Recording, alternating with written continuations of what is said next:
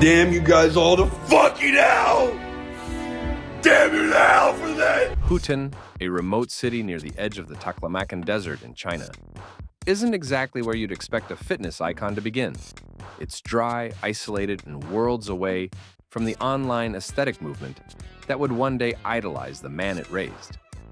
That's where Jon Skywalker grew up, far from protein shakes, gym culture, or the sound of a barbell hitting rubber mats. His world was silence and distance, a place that barely acknowledged the modern world. When Jon returned to the US at 16, he didn't fit in, literally. He stood at a towering 6 feet 4 inches, but weighed barely 113 pounds. He was a walking contradiction. Too tall to be invisible, too thin to be seen as anything but awkward, insecure, lanky, and lost. Jon wasn't the kind of guy you'd double tap on Instagram. At least not yet. The gym wasn't an instant fix. It was a desperate attempt. But desperation fuels obsession. And obsession, when aimed at muscle, can do strange things to a person. Jon didn't just start lifting, he started transforming. But that transformation didn't come from just whey and grit. During a school trip to Pakistan, he was introduced to steroids, no sales pitch. Just quiet curiosity and a promise of progress. A single injection flipped the switch. Over time, what started as a skinny teen became something closer to a character out of an anime. The changes were shocking. Muscles bloomed like they were summoned. The scale jumped. 145 pounds to over 200. In less than a year, Jon had the kind of transformation that made people do double takes. And when the muscles came, so did everything else. The confidence, the stares, the attention. No pecs, no sex became more than a gym meet. It was real. Jon, who once blended into the background, suddenly couldn't walk through a crowd without people noticing. But he didn't stop at the physical. He saw what ZYZs did, how a shredded body could become a brand. So Jon studied that world. The aesthetic gods, the poses, the attitude, the lifestyle. He absorbed it like gospel. But unlike ZYZs, Jon had something extra. A taller frame, even freakier proportions. That anime jawline. It wasn't long before people were calling him the real-life anime character. So he leaned in. Social media became his playground. At 18 or 19, he started posting. No filters, cigarette in hand, shirt off, vibe locked. His look was dangerous. Half Greek statue, half nightclub menace. He wasn't the polished influencer with perfect lighting and fake smiles. He was raw, real, sometimes too real. Opening up about steroids, smoking like a chimney, partying like tomorrow didn't matter. He didn't chase algorithms, he broke them. His captions read like drunk confessions, his stories like chaotic midnight rambles. One day he'd be showing his pump in perfect lighting, the next he'd post a blurry clip of him smoking on a rooftop at 3 a.m., talking about mortality. It wasn't curated, it was cult energy. The kind of presence you couldn't copy even if you tried. And people did try. Dozens of influencers started mimicking the cigarette aesthetic, the anime filters, the disheveled confidence. But it always looked like cosplay. Jon wasn't acting. That's what made it dangerous. His audience didn't just follow. They believed. They believed that being unfiltered was power. That self-destruction was part of the grind. That chasing aesthetic perfection justified anything. Drugs, isolation, obsession. He'd go live, eyes barely open, rambling about chakras and creatine in the same breath. One night, it was gym science. The next, it was spiritual awakenings under strobe lights. And people ate it up. Not because it made sense, but because it felt alive. Even his silence carried weight. When he disappeared, people didn't just scroll past, they worried. He posted from cities no one expected, flew under the radar, then dropped 10 photos like nothing happened. His feed was less like a brand and more like a glitch in the system. And in that chaos, he built control. He weaponized mystery, turned emotional volatility into momentum. No sponsorship could contain him. No platform could define him. Jon wasn't part of the algorithm, he was the break in it. Every post was a reminder, that clean-cut influencers weren't the only path. His name alone could push a product. He didn't need paid ads. He was the ad. A single post with a half smirk and a blurry mirror shot could spike sales overnight. People didn't want what he sold. They wanted what he was. The codes, the brands, the cryptic links in his bio. It all felt like access to a secret world. Jon didn't pitch like a salesman. He moved like a myth. Fans would track his gear down through whispers in Discord groups and Reddit threads. If Jon mentioned a supplement, it sold out. If he wore a brand, their DMs exploded. He became the face of rebellion fitness, ripped, chaotic, and unapologetic.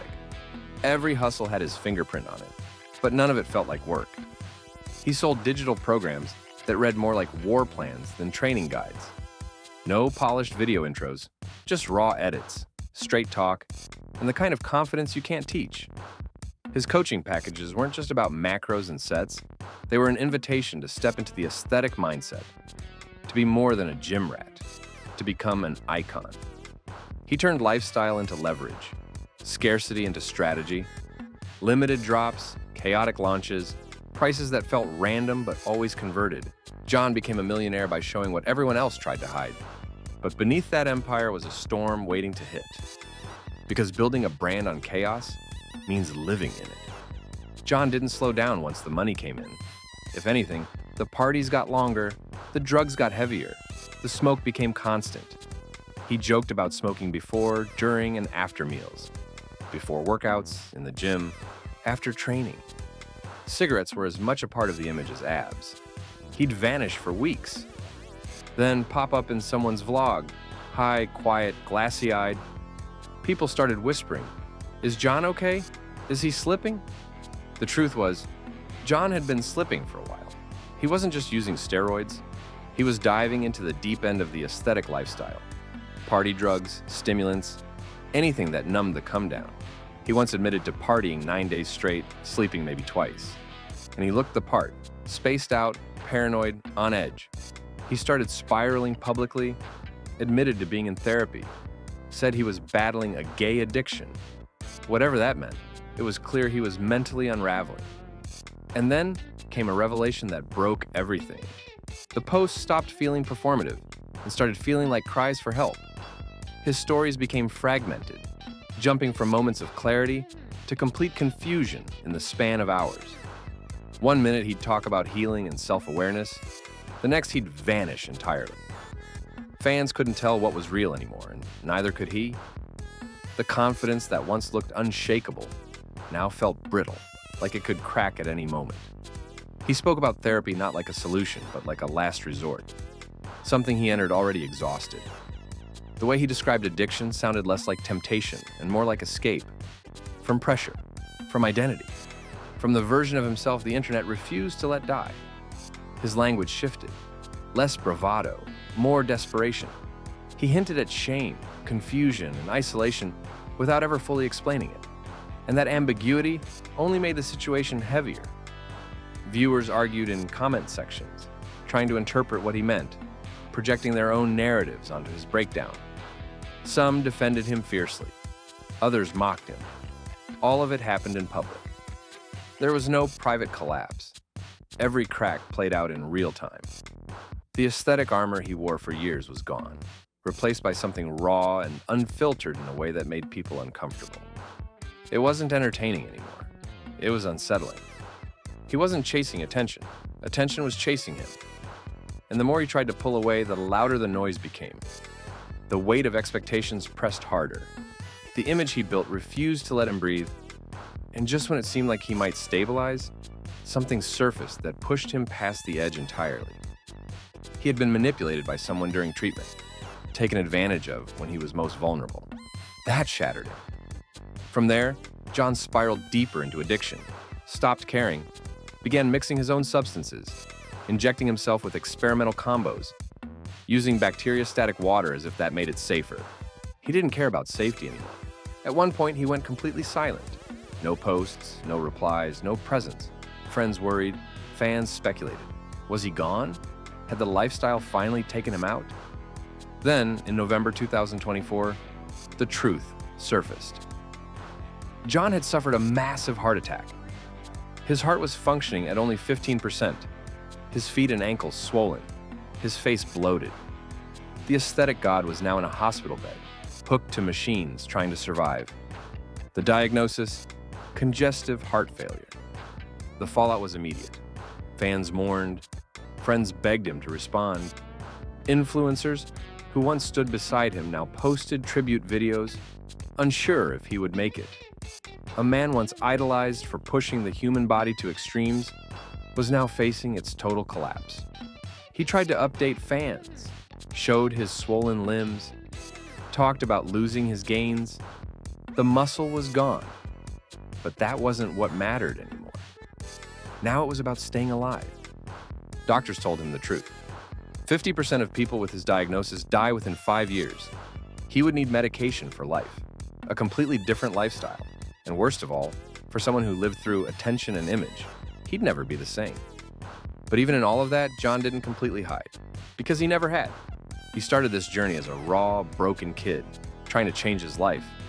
He shared the mess along the way, the drugs, the highs, the crashes, the fame, the darkness, all of it. He didn't sell lies. And in a world where so many influencers build fake dreams on filters and fakery, maybe that's why people still care. Because Jon was real, even if that reality hurt. And maybe that's the real lesson here. Not that steroids are evil, or that partying destroys lives, that's obvious. But that when your identity becomes your image, and that image becomes your income, sometimes the only way to stay alive is to let it all go. That's what Jon's facing now. Recovery, humility, life without the likes. He still posts from time to time, updates about his condition, thoughts on healing. He's not shredded anymore, not aesthetic. But he's still here, still fighting, and for those who followed his story from the beginning, maybe that's more inspiring than any six-pack ever was. If this story hit hard, it should. Not because it's rare, but because it's becoming too common. These aren't just fitness stories, they're human stories. Fame, pressure, identity, it breaks people. And unless the culture around it changes, more will fall. If this kind of content matters to you, hit that like button, drop a comment below, and subscribe to the channel. Share this video with someone who needs to hear it, whether they're in the gym chasing glory or online chasing clout. Maybe it helps them slow down. Maybe it helps them stay alive. More epic stories dropping soon.